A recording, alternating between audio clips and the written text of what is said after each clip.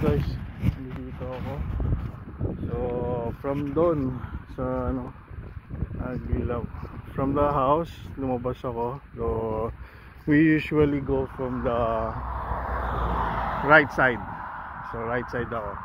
Ando doon kasi supermarket, something else. Now nag-try ako ng left side naman. So pinuntahan ko yun. Yun doon sa may lang, stoplight. Kita ko pa naman yung accommodation from here. So nanay ko lang makahanap na kung baka meron lang mga stores o something nearby, pero wala eh. So next time punta lang tayo, maglakad pa doon kung meron pa, pero hindi natin ubusin yung oras natin sa wala. Once in unti-unti lang.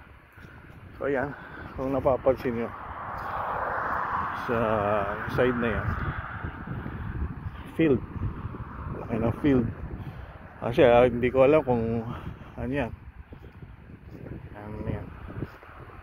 kakrap nila yan. Pero ngayon pauwi na ako ulit, so maybe around 5 minutes walk o 10 minutes walk.